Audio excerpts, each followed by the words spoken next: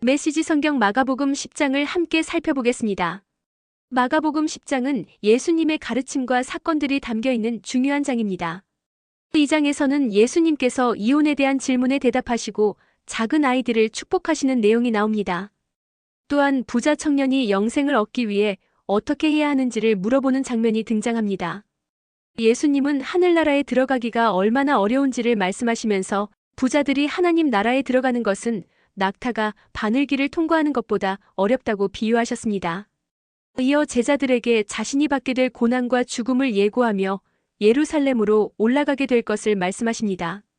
그리고 마지막으로 예수님은 여리고에서 맹인 바디메오를 만나 그의 믿음을 통해 그의 눈을 뜨게 해주십니다. 이처럼 마가복음 10장은 다양한 가르침과 사건들을 통해 예수님의 사랑과 진리를 전달하고 있습니다. 메시지 성경 마가복음 10장으로 들어갑니다. 이혼과 간음. 예수께서 거기에서 떠나 요단강 건너편 유대 지방으로 가셨다. 매번 그러듯이 무리가 따라왔고 예수께서는 늘 하시던 대로 그들을 가르치셨다. 바리새인들이 예수를 괴롭힐 요량으로 다가와서 물었다. 남자가 아내와 이혼하는 것이 율법에 맞습니까? 예수께서 말씀하셨다. 모세가 뭐라고 명령했느냐? 그들이 대답했다. 모세는 이혼 징수를 써주고 아내와 이혼해도 된다고 허락했습니다. 예수께서 말씀하셨다. 모세는 단지 너희의 사악한 마음을 염려해서 그 명령을 기록한 것이다. 처음 창조 때부터 하나님께서는 남자와 여자를 지어 함께 있게 하셨다. 그래서 남자는 부모를 떠나 여자와 결혼하여 한 몸이 된다.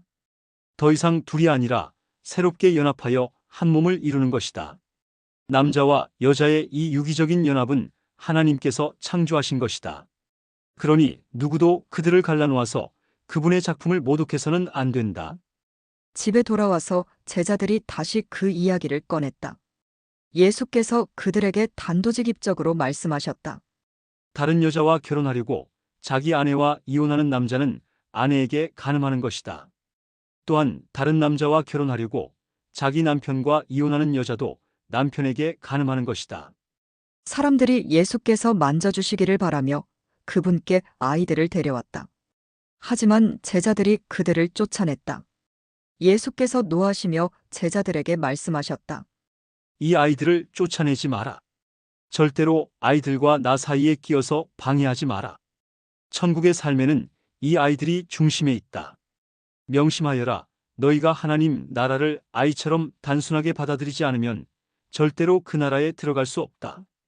그러고 나서 예수께서 아이들을 품에 안으시고 손을 얹어 축복하셨다. 부자와 하나님 나라. 예수께서 길을 나서는데 한 사람이 달려와서 정중하게 그분을 맞으며 물었다. 선하신 선생님, 제가 무엇을 해야 영원한 생명을 얻겠습니까? 예수께서 말씀하셨다. 어째서 나를 선하다고 하느냐? 오직 하나님 한 분 외에는 선하신 분이 없다. 계명에 살인하지 마라, 간음하지 마라, 도둑질하지 마라, 거짓말하지 마라, 속이지 마라, 내 부모를 공경하라 하지 않았더냐? 그가 말했다. 선생님, 그 계명들은 제가 어려서부터 다 지켰습니다.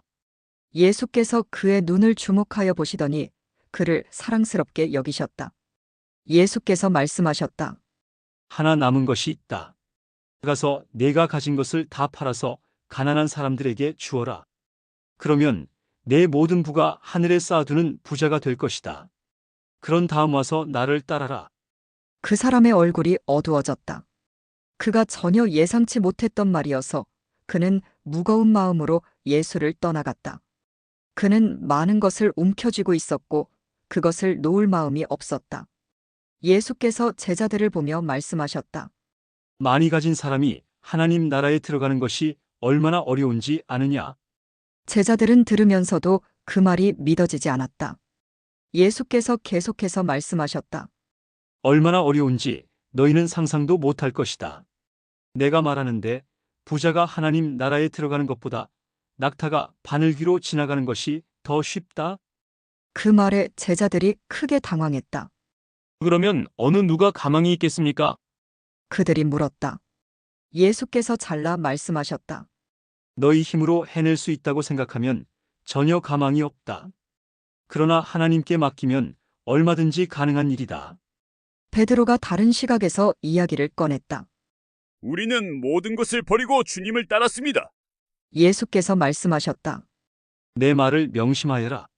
나와 메시지 때문에 집과 형제자매와 부모와 자식과 땅과 그 어떤 것을 희생하고서 손해볼 사람은 아무도 없다.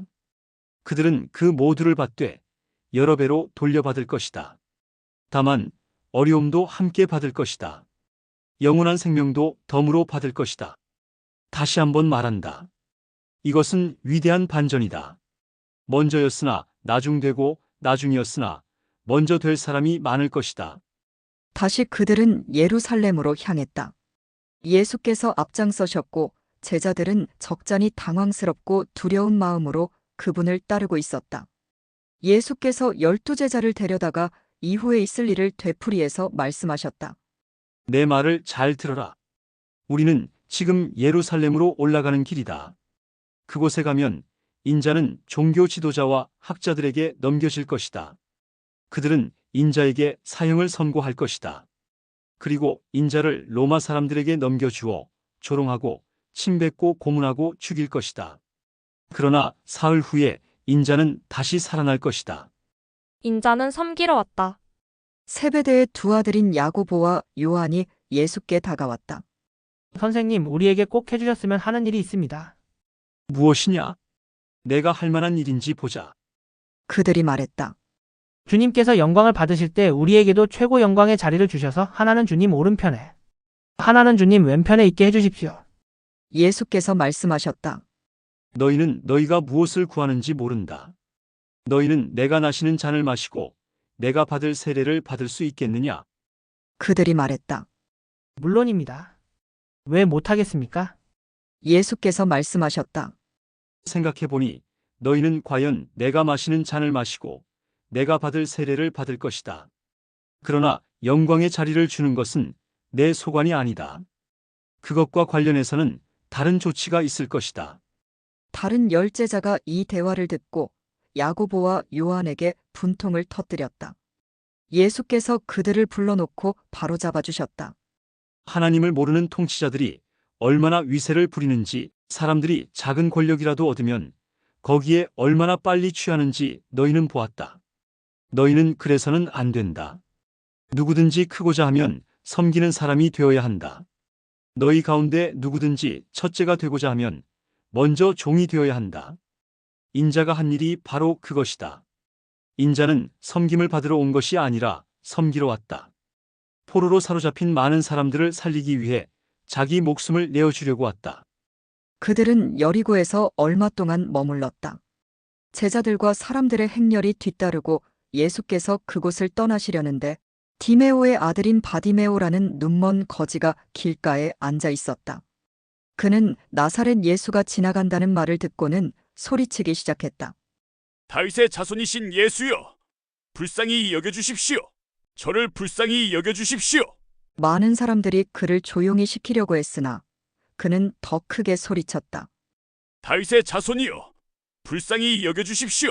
저를 불쌍히 여겨주십시오. 예수께서 가던 길을 멈추셨다. 그를 불러오너라. 그들이 그를 불렀다. 오늘 운이 좋은 줄 알아라.